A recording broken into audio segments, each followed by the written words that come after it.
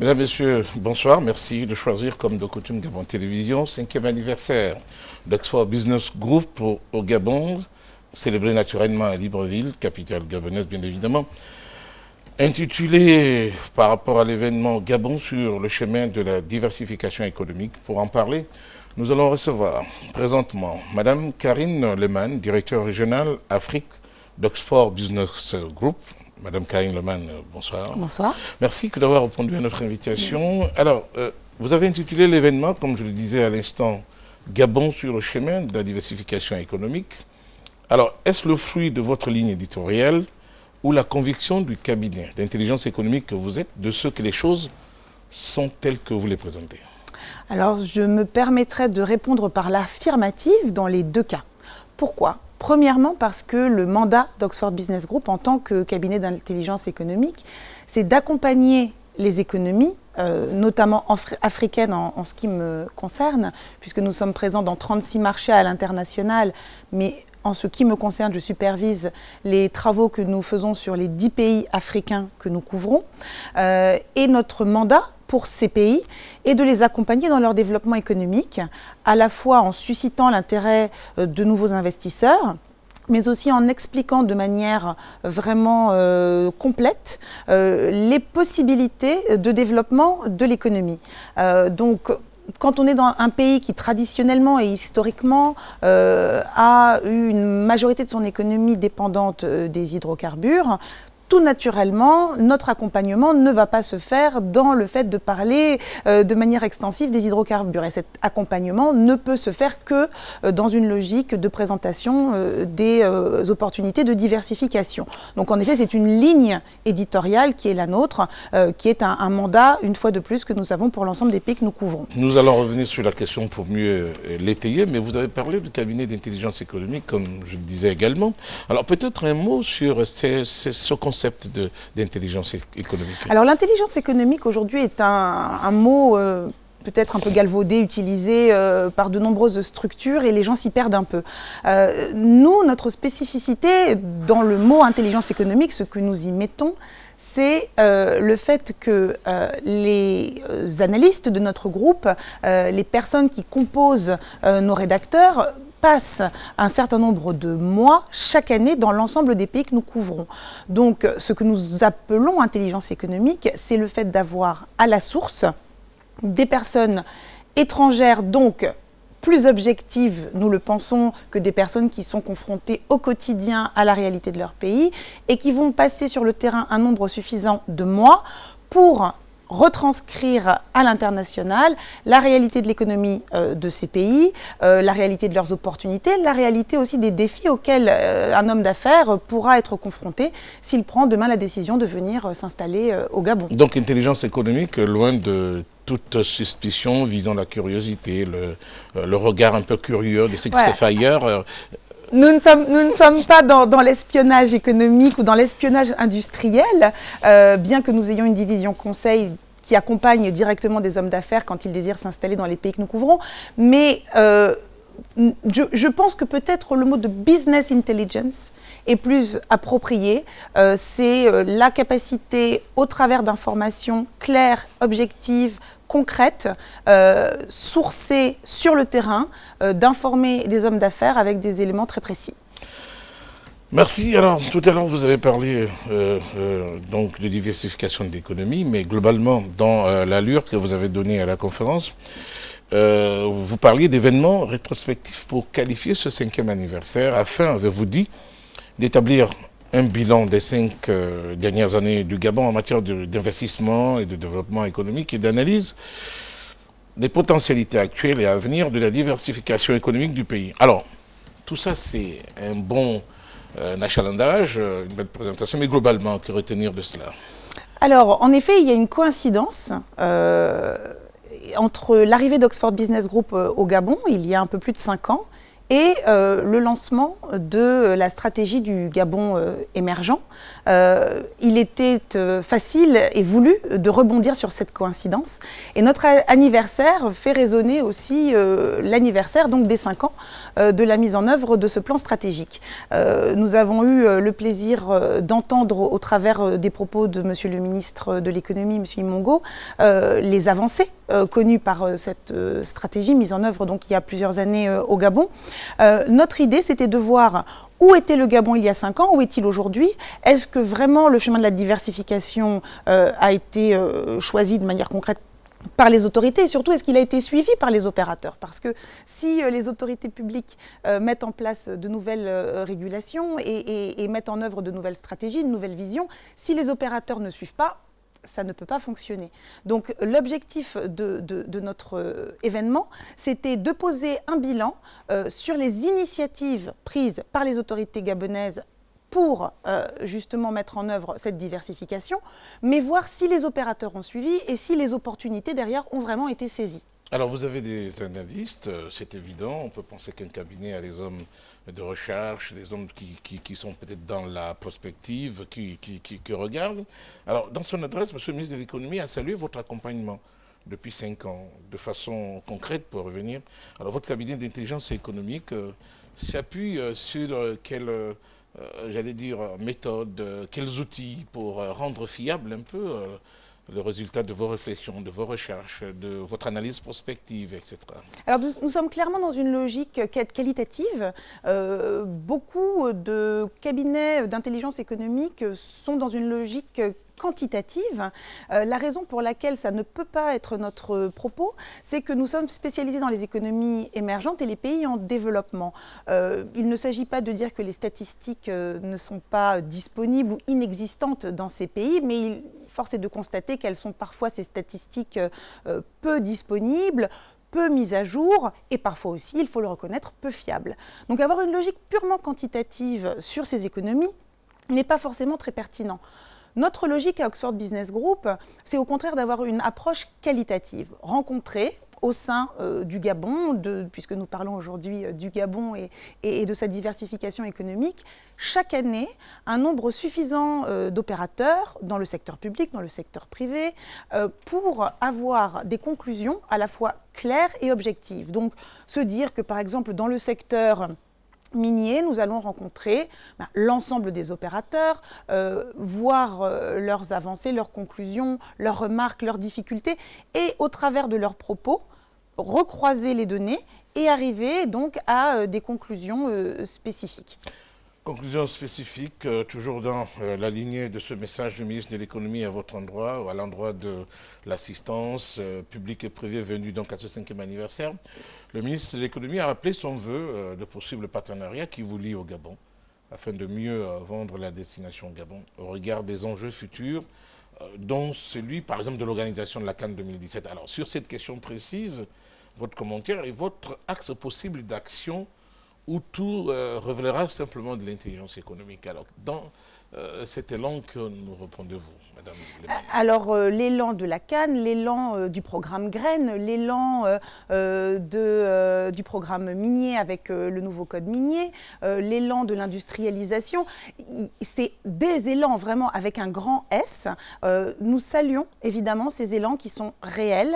L'objet de la conférence et ce qui a été conclu au niveau des différents panélistes, c'était qu'aujourd'hui, on n'est plus uniquement dans la vision. On a dépassé le stade de la vision et il y a suffisamment d'éléments concrets aujourd'hui qui montrent la prise de conscience de manière très très visible de la nécessité de la diversification de l'économie gabonaise. Mais pour poursuivre cet élan, pour que cet élan puisse vraiment aller sur sa prochaine étape, il faut absolument accélérer. Pourquoi je parle d'accélération ? Malheureusement, évidemment, aussi à cause du cours actuel du baril. Un baril à un tarif confortable permet peut-être de prendre un peu plus son temps. Le baril au tarif auquel il est aujourd'hui ne permet plus de prendre du temps. Et donc, l'élément qui est peut-être ressorti de la conférence, c'était que pour maintenir cet élan, il fallait qu'il y ait une nouvelle célérité dans la mise en place des réformes et dans la mise en œuvre des prochaines étapes de la diversification, que ce soit en termes de marché de l'emploi, que ce soit en termes d'application plus concrète des textes qui régulent la CEMAC, pour pouvoir mettre en place enfin un marché intracommunautaire au niveau de la sous-région. On a réfléchi, on a mis en place un certain nombre de textes. Maintenant, il faut qu'il y ait vraiment une accélération des mises en œuvre. Et on a vu que notamment dans le programme Graines, en ce qui concerne l'agriculture, maintenant, nous ne sommes plus uniquement dans la vision, nous sommes dans le concret. Des gens commencent réellement à participer, etc. Donc c'est positif. Alors donc on peut parler d'aubaine concernant... évidemment, la baisse de la contribution du pétrole dans la formation des agrégats économiques des pays de la sous-région, 29,3 du PIB en 2010 concernant le Gabon, 21,1 en 2014. Et donc, ce revers de la courbe de prise en compte des ressources issues de pétrole traduit finalement cette diversification en marche et cette nécessité de s'engouffrer là-dedans pour finalement créer d'autres opportunités, c'est ça? Absolument. On peut en effet être négatif ou un peu défaitiste et se sentir triste de cette baisse, ou au contraire se dire « Ah tiens, 10 points de moins pour la part des hydrocarbures dans l'économie gabonaise sur 5 ans ».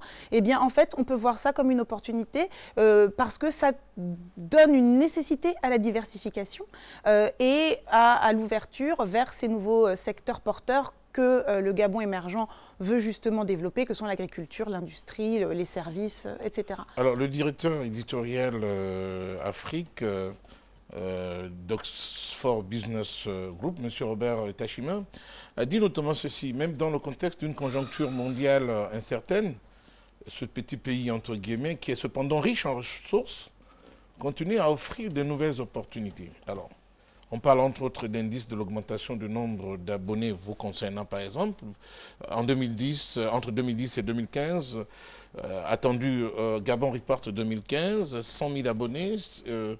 Tout cela, ça montre l'attrait du pays et l'intérêt croissant d'un certain nombre de partenaires extérieurs par rapport à vos productions, par rapport à... Absolument. À notre niveau et en interne, il n'y a aucun doute, l'attrait de l'Afrique, dans son ensemble, de l'Afrique subsaharienne en particulier et du Gabon en particulier, est avéré. Et l'augmentation des abonnés sur le rapport Gabon sur les 5 dernières années, donc depuis sa création, est très palpable. Nos chiffres sont audités par Deloitte et vraiment les augmentations d'abonnements sur notamment les 3 dernières années sont très significatives. Donc nous en sommes ravis, c'est un élément fort. Évidemment, il y a d'autres éléments qui... Oui. Alors on va en évoquer d'autres. Monsieur Robert Tachima dit que le pays s'est un peu réinventé. Il est dans peut-être pas un néologisme, mais une affirmation assez forte.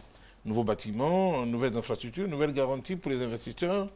Les routes plus fluides, dit Robert Tachima, Internet plus rapide, tout ça, ce sont des éléments pris en compte pour dire que les choses s'accélèrent.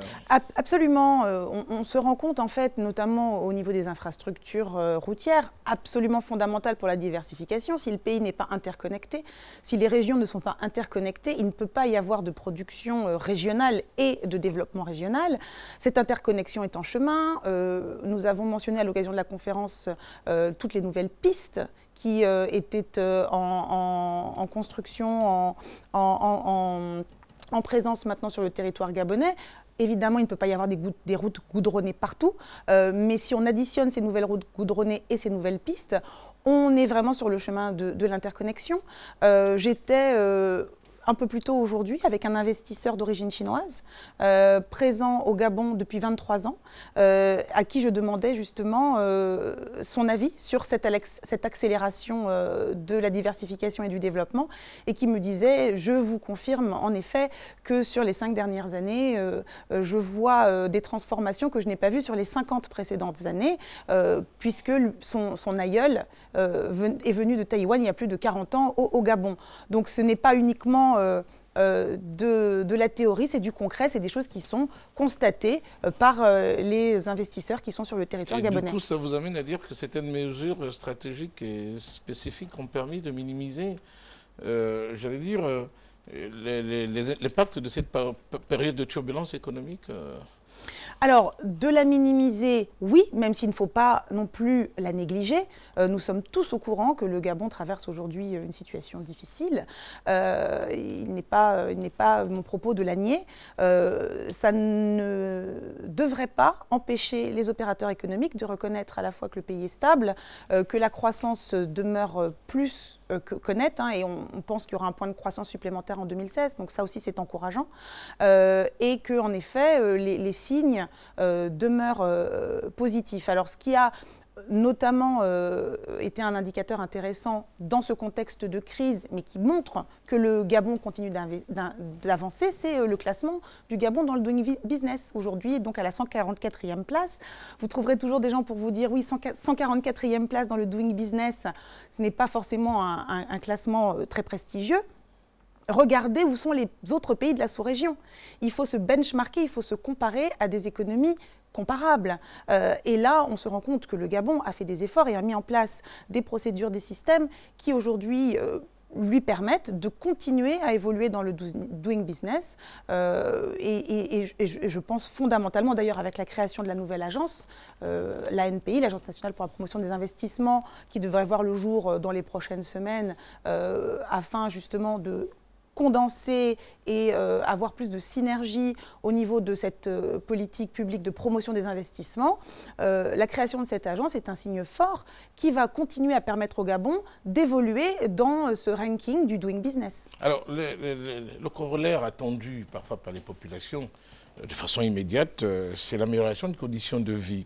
Or, malgré ces performances économiques, il y a un pan de la société qui se plaint toujours des retombées très retardées. Alors vous, au niveau de votre cabinet d'intelligence économique, quel est le timing nécessaire pour atteindre un certain nombre d'objectifs de développement humain. On va dire humain, même si on sait que les stratégies, notamment celle gabonaise, est mise en place. Quel commentaire faites-vous? Quel regard et quel appui au pays, au Gabon, pour que finalement ces critiques acerbes sur le niveau de vie, sur la situation des populations, soient un peu atténuées par un accompagnement immédiat suite au succès économique noté et reconnu? Alors, même si c'est très frustrant pour la plupart des gens, il faut malgré tout le dire, 5 ans à l'échelle d'une politique de transformation d'une économie et de mise en route d'une diversification qui était quasi inexistante avant 2009, c'est en fait un tout petit moment. On ne peut pas considérer que 5 ans soit un temps suffisant pour transformer à l'échelle nationale toute une économie et que l'impact en termes de croissance inclusive, en termes de répercussions sur le niveau de vie des gens, soit extrêmement probant. Il n'est pas question ici de chercher des excuses ou de justifier telle ou telle situation. C'est finalement, d'un point de vue macroéconomique, assez reconnu. 5 ans, c'est peu. Alors, une fois qu'on a dit ça, il ne faut pas en rester là. Il faut bien sûr aussi reconnaître que les populations sont impatientes et qu'elles en ont le droit. C'est tout à fait légitime. Aujourd'hui, moi, ce que j'espère en tout cas, c'est que le Gabon, dans cette politique du Gabon, cette politique et cette stratégie du Gabon émergent, va aussi faire le choix de favoriser les secteurs et les sous-secteurs fortement créateurs d'emplois. Et j'espère surtout que ces secteurs vont être accompagnés par de la formation. Parce que pour ressentir un véritable impact au niveau de la population, et notamment en termes de la réduction du chômage, il faut aujourd'hui que les populations puissent avoir des formations adaptées à la demande des entreprises. Quand vous regardez aujourd'hui les offres d'emploi, parfois il y en a, mais ces offres d'emploi ne sont pas pourvues parce que les populations, malheureusement, n'ont pas les formations adéquates. Donc, pour moi, l'un des éléments clés pour qu'aujourd'hui, il puisse y avoir un ressenti plus fort au niveau du niveau de vie et surtout que beaucoup de jeunes puissent trouver un emploi, c'est la formation, toujours plus de formation et surtout des formations appropriées aux besoins des entreprises. Là, il y a encore énormément à faire. Monsieur le ministre, à l'occasion de la conférence, a parlé de la création d'un certain nombre d'établissements destinés à faire de la formation, notamment dans le secteur minier ou encore dans le secteur touristique. Le secteur touristique est très, très pourvoyeur d'emplois. Le siège Afrique d'Oxford Business Group est au Maroc. Je réside moi-même à Casablanca. Aujourd'hui, après plus d'une dizaine d'années de mise en œuvre d'un programme extrêmement volontaire sur le développement touristique marocain, des centaines de milliers de Marocains travaillent dans ce secteur. Le Gabon est un pays merveilleux qui mériterait d'être visité par des millions de gens chaque année. Pour que cela puisse se faire, il faut des infrastructures, il faut des liaisons aériennes, il faut des hôtels, mais avant tout, il faut des ressources humaines qualifiées. Des ressources humaines qui, dans le cadre même de la formation, vous l'avez rappelé, sont donc en train d'être préparées, comme vous avez tenu à le dire, à travers ces établissements. Malgré tout, on constate, comme vous l'avez également fait, ce besoin d'accélération des acquis sociaux qui, c'est vrai, rentrent dans la temporalité exigée par les réformes économiques. Karine Leman est directeur régional Afrique du groupe Oxford Business Group, bien sûr, directeur régional Afrique. Je rappelle que vous intervenez à la faveur du 5e anniversaire de votre présence au Gabon. Je rappelle qu'il y avait, lors de cette célébration, 2 panels. Le tout premier, quelles initiatives pour mieux exploiter la croissance et le développement du Gabon? Le DG de la PIEX, Mme Nina Abouna, la présidente de la CPG et DG de Deloitte, Mme Madeleine Baird, M. Edgar Théophile Anon, DG de BGFIBank. Globalement, beaucoup d'interventions, il y a un foisonnement d'idées. Ce panel, s'il vous était demandé de véritablement le circonscrire, de donner quelques idées fortes sorties des échanges, que nous révéleriez-vous? Mais écoutez, si je devais retenir un élément phare, un élément clé des panels qui ont eu lieu à l'occasion de la conférence, je prendrais une des allocutions de Mme Baird qui disait, en matière de réforme, soit ça passe, soit ça casse. C'était vraiment intéressant de voir un discours de vérité, un discours très transparent et très dynamique de la part de la présidente de la CPG, qui évidemment a hautement conscience de la nécessité de l'accélération de la mise en œuvre de ces réformes et qui ont en fait, je pense, adressé un message aussi bien à l'Assemblée des directeurs généraux qui étaient présents, Monsieur le ministre, et l'ensemble des téléspectateurs qui ont pu suivre une partie des débats, sur le fait qu'il ne faut pas parfois avoir peur de ces réformes. Ça passe ou ça casse. Il faut tenter, il faut essayer. Il y a des réformes qui sont ambitieuses, qui parfois inquiètent parce qu'elles vont en effet entraîner des modifications parfois majeures. Elles vont changer les habitudes. Aujourd'hui, il faut un visa pour aller dans tout pays de la CEMAC. Si quelqu'un veut rentrer au Gabon, il a aussi besoin d'un visa. Prenons des risques, essayons de lancer des réformes. Abolissons ces visas, faisons des choses qui peut-être passeront, peut-être casseront, mais qui en tout cas vont sortir de cette routine et vont donner l'opportunité et la chance d'accélérer le développement. Cette idée vous a fortement marqué. Absolument. Deuxième panel, la diversification de l'économie gabonaise pour quelle opportunité d'investissement? Le DG de la Société équatoriale des mines, M. Fabrice Nzebekale, M. Gagna Gupta, DG Gabon Olam, et M. Alex Bernard Bongo Dimba, DG de l'ANEF, et Victor Ndiaye, DG du cabinet Performance, là également en tant que cabinet d'intelligence économique, de manière groupée. Quelle appréciation de ce pan des échanges? Alors le premier élément de la conférence, c'était donc quelles initiatives, quel courage faut-il avoir? Et puis deuxième pan de la conférence, ça donne lieu à quelles opportunités? Et nous avons en effet regardé les opportunités dans le secteur minier, le secteur des nouvelles technologies de l'information et de la communication ou encore le secteur de l'agriculture. Moi j'ai beaucoup aimé l'intervention de M. Gupta de l'AM qui nous a parlé des premières retombées, des premiers résultats concrets de la mise en œuvre du soutien de l'AM dans le cadre du programme Graines. Aujourd'hui, on a plus de 4000 individus qui sont déjà touchés par ce programme. À terme, l'objectif, c'est de toucher 20 000 familles. Donc là, on n'est plus dans des mots, on n'est plus dans de la vision, on est dans du concret. Il y a un accompagnement en termes de soutien financier pour que les gens puissent lancer leurs exploitations. Il y a un accompagnement dans la mise en œuvre de coopératives, pour que les gens puissent écouler leur production. Donc j'ai trouvé que le message de M. Gupta était un message vraiment très porteur d'espoir. Et j'encourage d'ailleurs à titre personnel les Gabonais et les jeunes urbains à regarder les opportunités d'investir dans l'agriculture et à se tourner vers l'agriculture. Quand on a la chance de vivre dans un pays aussi riche, avec une terre aussi fertile, il faut vraiment s'intéresser aux opportunités qu'offre l'agriculture aujourd'hui au Gabon. Nous allons, comme vous l'avez indiqué, souhaiter rester dans le concret. Nous allons rester dans le concret. Alors, tout de suite, vous parliez qu'il faut certainement sortir de la vision pour aller vers des choses beaucoup plus concrètes. Gabon Report 2015, à quand la parution ? Alors très concrètement, nous allons lancer le prochain rapport à l'occasion de la signature des accords de l'AGOA à la fin du mois d'août prochain. C'est un moment clé, un moment stratégique, un moment aussi qui va mettre la lumière sur le Gabon à l'international. Il y a déjà beaucoup évidemment d'étrangers qui prévoient de se déplacer sur le Gabon à l'occasion de la signature de ces accords.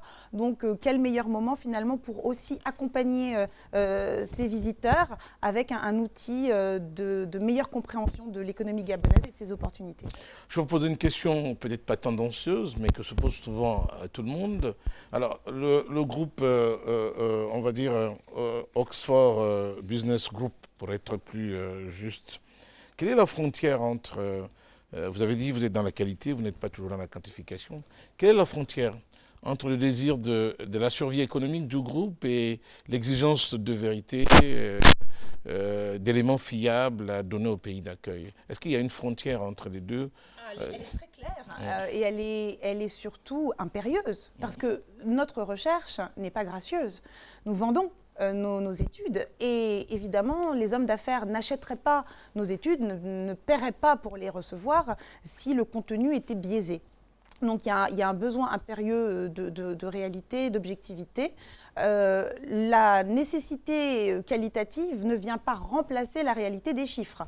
Donc ces chiffres, nous les donnons quand ils existent, nous les mettons simplement en perspective par les entretiens que nous avons localement.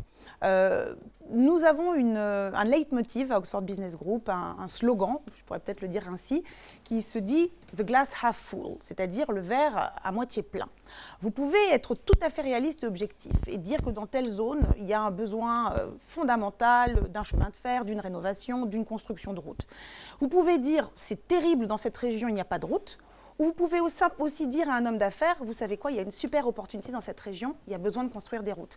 C'est exactement notre philosophie. Nous disons les choses telles que, mais avec la vision du verre à moitié plein, en montrant les choses sous la lumière de l'opportunité. Madame Karine Lehmann, merci à vous d'avoir répondu à notre invitation. Que d'éléments d'échange, sortir donc de ce 5e anniversaire. C'est sûr, comme le souhaitait M. le ministre de l'économie, vous êtes encore des nôtres concernant le suivi des activités économiques. Le monde économique, peut-être même politique, la société gabonaise vous écoute à la fin de cet entretien.